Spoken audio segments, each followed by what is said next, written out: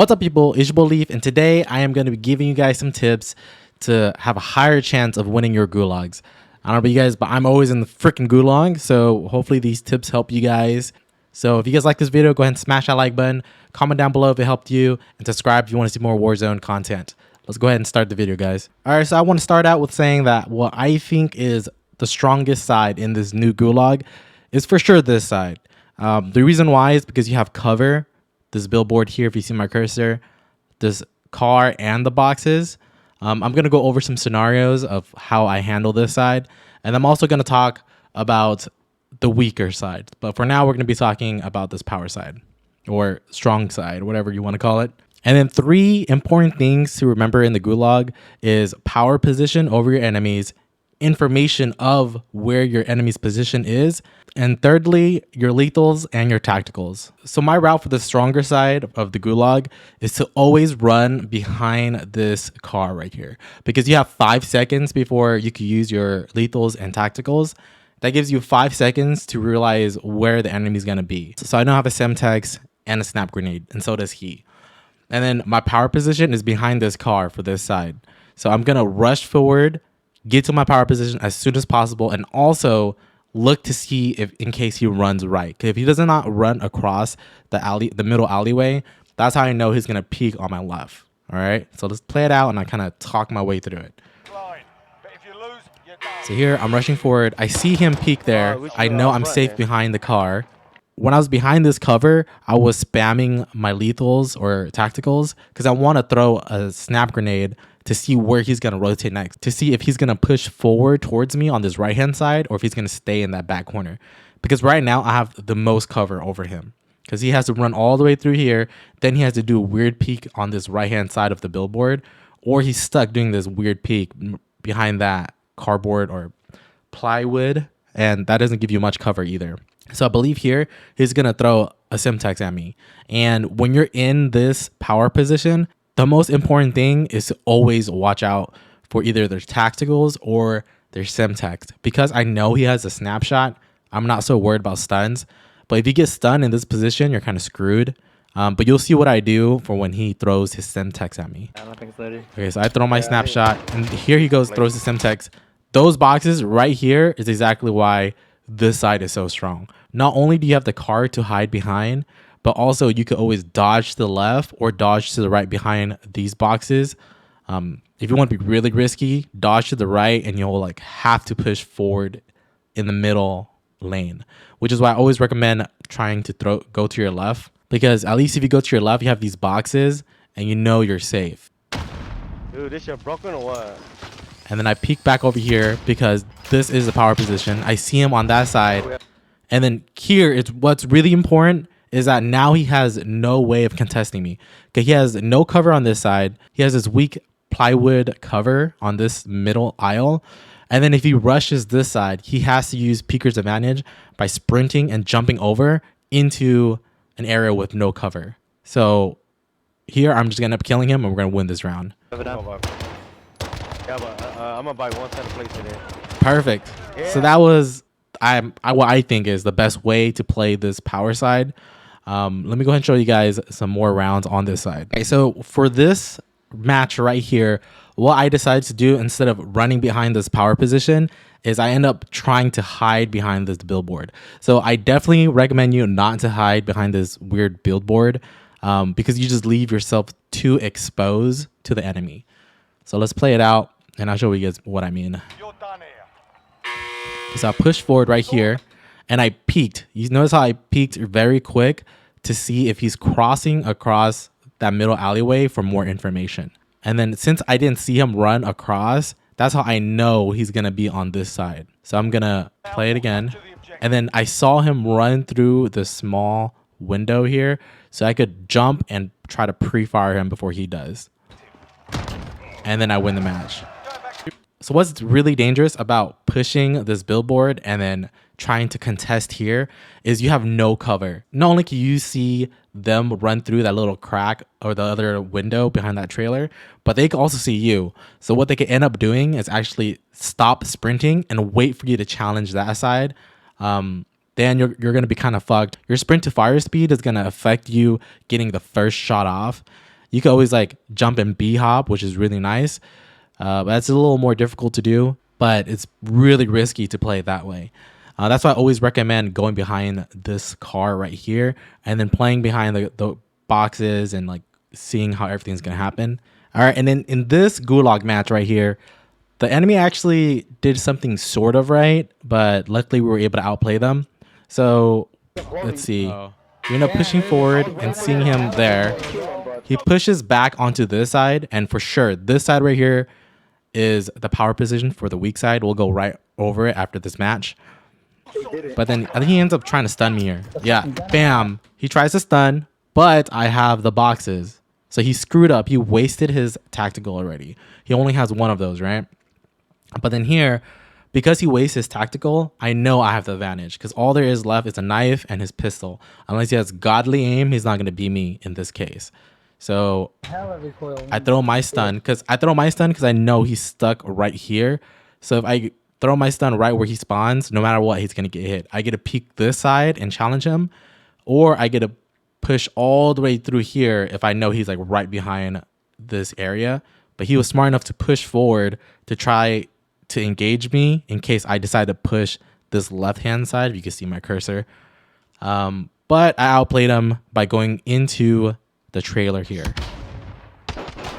And then we got that win. All right, and then this last video for the strong side is me showing you guys how risky it is to actually push this middle section. So if you could tell in my last videos, I've always tried to slide to the left behind these boxes when someone throws a tactical or a lethal at me. But this time, I'm going to show you guys me trying to push the middle and just how risky that push is, because it's always a 50-50. Like, you got to think about the percentage of you winning wherever lane you go into, right? But I feel like this middle lane right here, you have such a lower chance. And don't even bother going this right-hand lane. I'll show you guys why in a sec. But let's go ahead and start it. So I rush forward.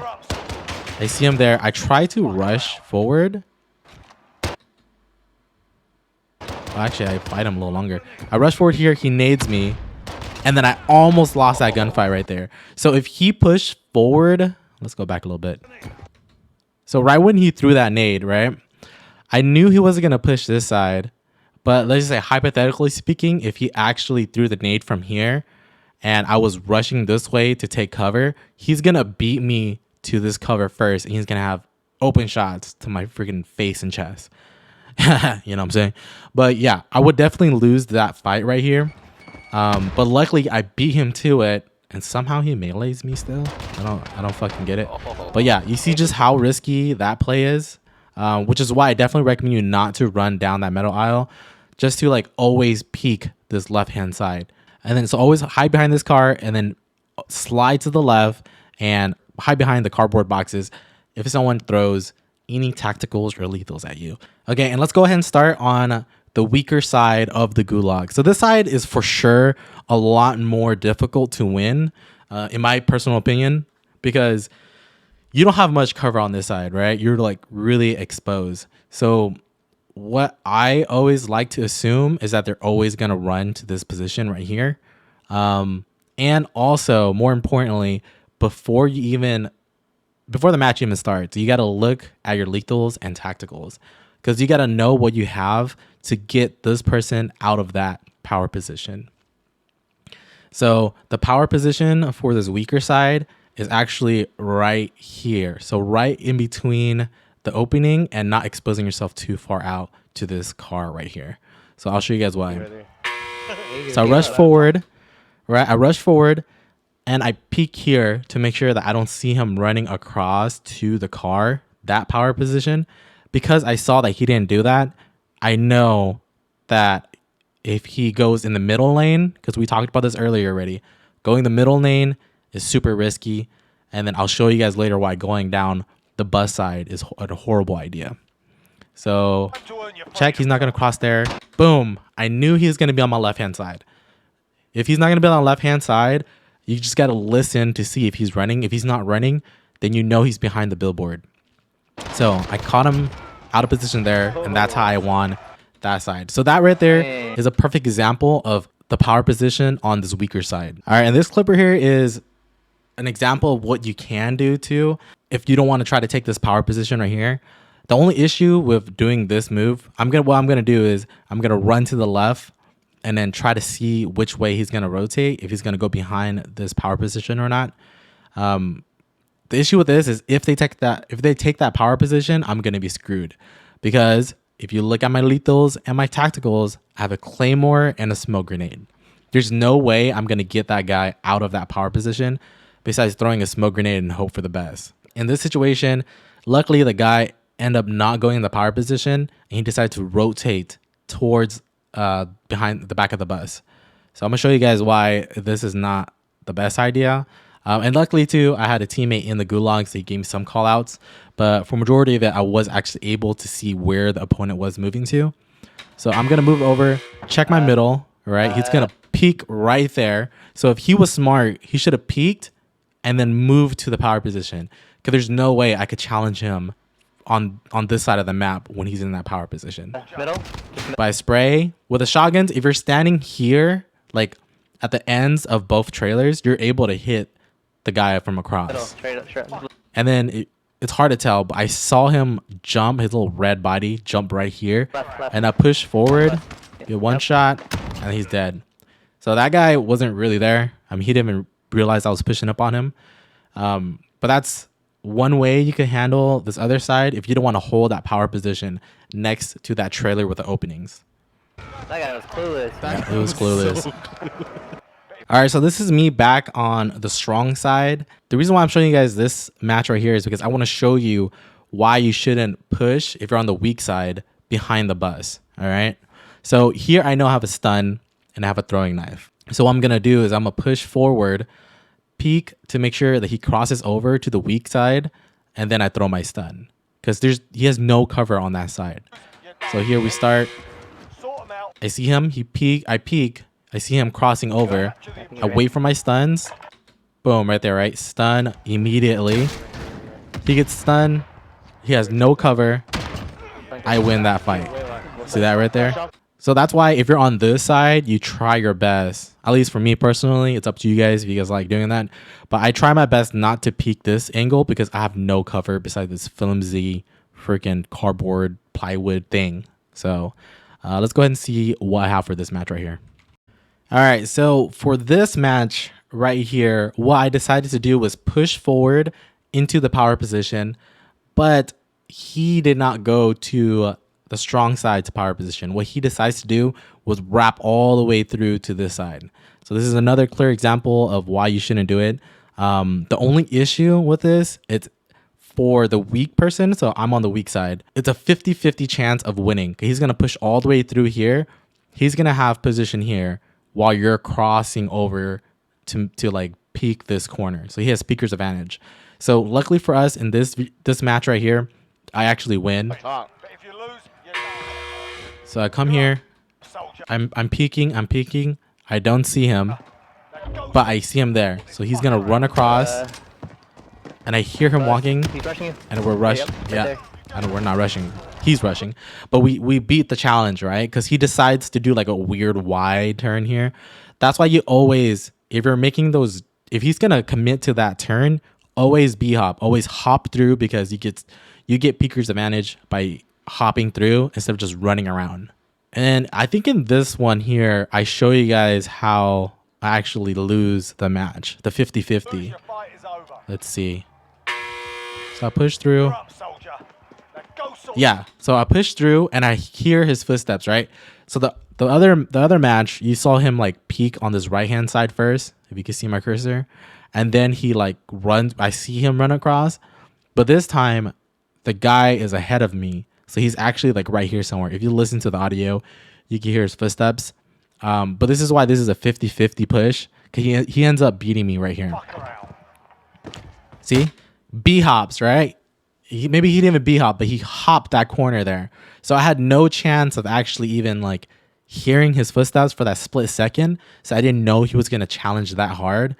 And you know, he sees me before I see him, because, you know, the net code and whatever.